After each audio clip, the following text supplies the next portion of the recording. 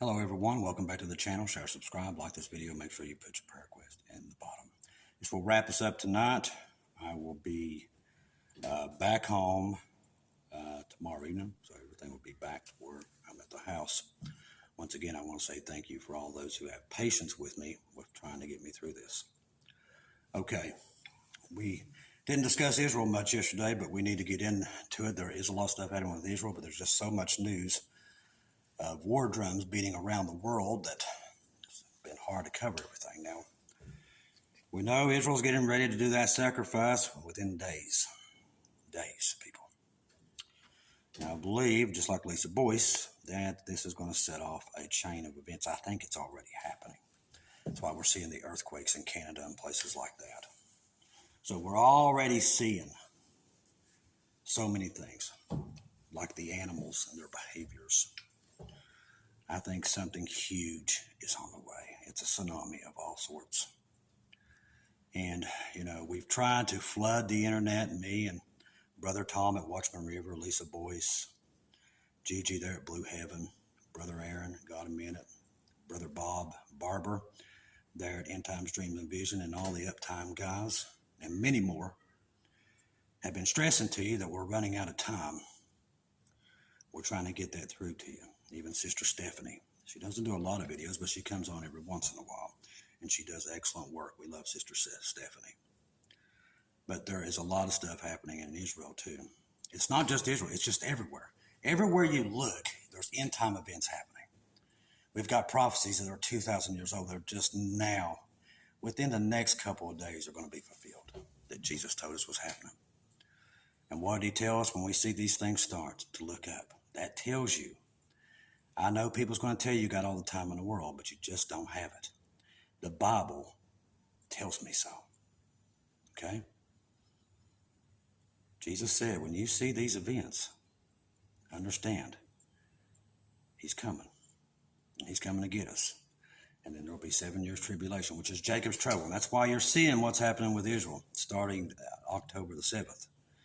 That's why you see a big X being formed over America on April the 8th. All these things, the planets aligning, the blood moons. We can do this over and over. The Revelation 12 signs. God has prepared us. It's just we're listening, and the rest of the world refuses to listen. And Jesus said they would do this. Now, the report out of Israel, along with what's happening with Lithuania and all the Baltic states and all NATO. So, we've got a million things going on. Understand this very clearly. It says here, top Netanyahu aide vows Israel will capture Rafa with or without international help. This is going to start your Jacob's trouble. This close up with the heifers and everything, I'm telling you, these are markers. Israel Strategic Affairs Minister Ron Dermer, a close aide of Benjamin, vowed on Thursday that Israel would capture the southernmost Gaza city of Rafa, even if the entire world opposes it, including Biden. Now remember, there's going to be a time when everybody and they're already doing it. As me and Lisa told you many times, that they're already backing out and they don't want nothing to do with it. The whole world is trying to control Israel, and God is not going to listen to me very clearly. God will never tolerate people taking Israel's land. He will destroy this planet. Understand me very clearly when I say this. A lot of people don't believe in God, but I promise you they're about to. Because this old world is about to realize the King of Jews is on his way to rapture the church. And the 7 years, he's going to lay the smackdown upon this planet with Satan and his people that are left that does not choose to be with Jesus. Because he's coming like a lion, people. He's not going to be a sheep this time. It will happen if Israel is forced to fight alone. It will happen even if Israel is forced to fight alone, and they will. They'll be on their own. Even if the entire world turns on Israel, and that will happen, including the United States. We already said that will happen too. That's why God's marked us for judgment. We're going to fight until the battle's won, Dermer said during a podcast interview with the program He Called Me Back by Dan Censor. Netanyahu and other senior Israel officials have repeatedly stressed that capturing Rafa, which is the last stronghold of Hamas, 4 out of Hamas' remaining 6 battalions are currently concentrated in Rafa, which is strategically located close to the Egyptian border. Hamas fighters in Rafa they constitute about roughly 25% of the group's total forces on October 7th. When terrorists invaded Israel and massacred about 1,200 Israeli men and women and children, while Washington and other Western allies support Israel's right to self-defense against the unprecedented Hamas invasion and its brutal attack, many governments, including the Biden administration, have increasingly expressed concerns about growing humanitarian crisis in the Gaza Strip. And that's not the truth either. They can care less about the Palestinians, people. These governments could care less. They don't even care about their own countries. This is Lucifer. Understand me very clearly. Who's behind this? Understand the true enemy, and you know what's happening. See, people don't believe in the devil anymore either, and that's just the way he likes it. U.S. President Joe Biden recently told Netanyahu that Washington opposes a military operation in Rafah. So does Egypt and Jordan. Without a proper plan to place to protect the more than 1 million Gazan citizens who are concentrated in that area, instead the U.S. proposed the Israel forces focus on surgical commando raids instead of full-scale military operation in Rafah. In other words, don't touch Hamas and leave them in power. You got to remember, our government's been giving Hamas weapons for a while now. And Biden, since he got in office, has been feeding the Palestinians with weapons. A major group operation would be a mistake. It would lead to more innocent civilian deaths, worsen the already dire humanitarian crisis, deepen the anarchy in Gaza. No, it won't. They're going to get rid of that evil. And they do. The Bible tells us they get rid of it. They take the West Bank back, and they take out the enemies in the north, okay? Israel's going to wipe these people off the planet. Understand this. They are. The Bible tells us so. Then there's a hook put into Russia's mouth, and then they'll come back down through the Euphrates, come in, and then God will defeat that army because Israel can't.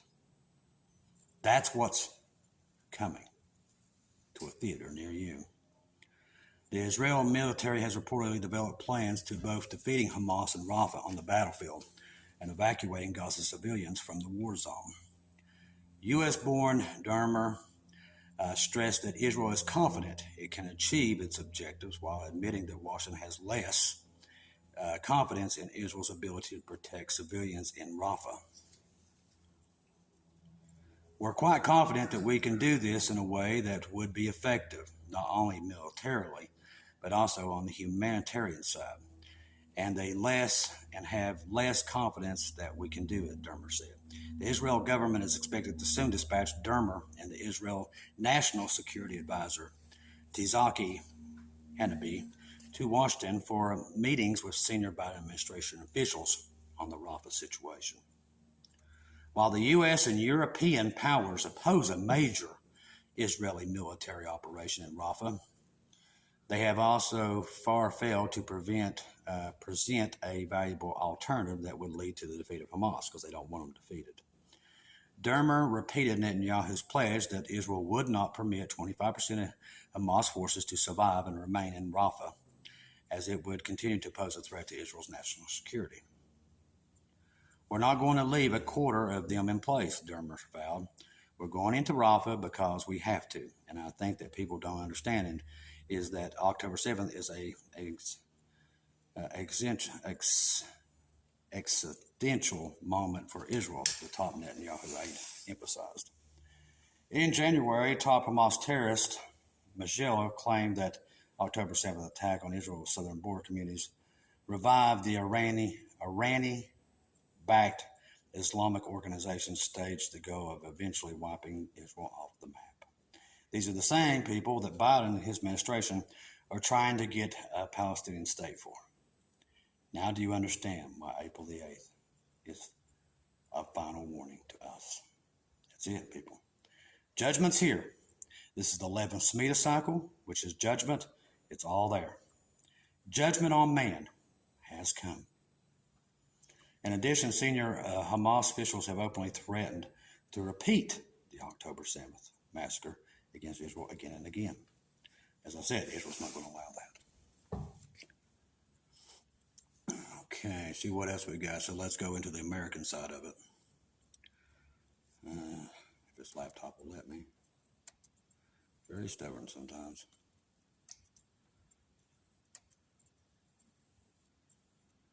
Here.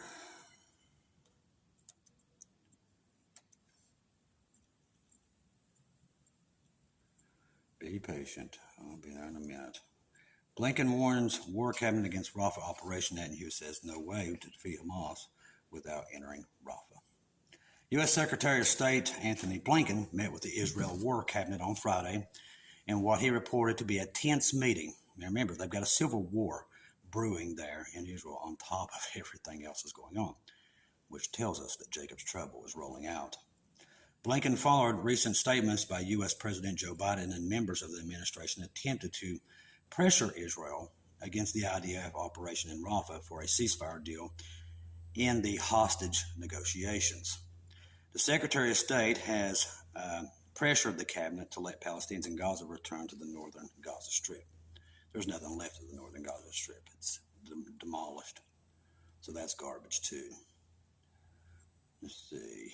Blinken followed recent statements by the U.S. President Joe Biden and all members that his administration attempted to pressure Israel against the IDF operation in Rafah and a ceasefire deal in hostage negotiation. The Secretary of State also pressured the cabinet to let the Palestinians and them stay in the Gaza Strip. Despite the pressure, Prime Minister Benjamin made a video statement after the meeting saying that Israel understands U.S. concerns. It seems no other way to defeat Hamas without entering Rafah to defeat the list of Hamas battalions. I met with Secretary of State Blinken. I told him I greatly appreciate the fact that more than 5 months we have been standing together in this war against Hamas. I also told him that we recognize the need to evacuate the citizen population from combat zones, of course. Also see that the humanitarian needs, and we are working to this at all ends, he said. I also said that they have no way to defeat Hamas without entering Rafah and eliminating the remnant of the battalions there, he said. According to the Ynet News, Minister of Strategic Affairs Ron Dermer also led a firm line meeting regarding Israel's need to act in Rafah. Netanyahu praised the U.S. For its support over the last 5 months in its war against Hamas, but Israel was prepared to fight alone if necessary, and they will. I told him that I hope we would do this with U.S. support, but it's necessary we will do it alone. After the cabinet meeting, Blinken also met privately with war cabinet members Benny Gantz, as well as the families of the hostages. The visit marks Blinken's 8th visit to Israel since the start of the war, according to the reports of Hebrew media. Blinken's visit was likely tied to bridging the gaps between Israel and Hamas in the ceasefire negotiations. Blinken asked Netanyahu to allow evacuees from northern Gaza to return, which is one of Hamas's demands. The Secretary of State visit also came just before Mossad chief David Barnea left for another round of meetings with Doha Qatar. He was present in the War Cabinet meeting with Blinken and left shortly after when Shin Bet Chief Ronan Bar and IDF Representative Elon, they went to Qatar. He has been in a Doha earlier this week. Next week, his Israeli delegation will leave for Washington to discuss alternatives to Rafah incursion at the request of Biden. So there's your wrap up of America getting involved with all this. Now, on a side note, I wanted to bring this forth because it's kind of something you guys need to hear. Seems like there's a flesh-eating bacteria outbreak in Japan, killing about 30% of the infected people.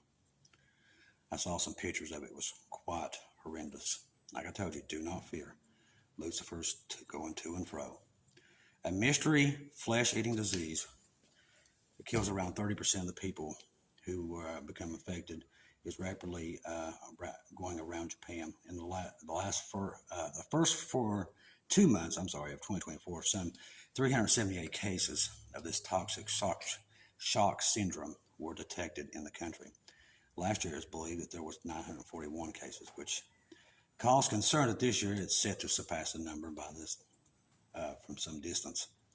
It's caused by more severe forms of bacteria that causes Can't say that word. It's like it's like strep throat infection common in children.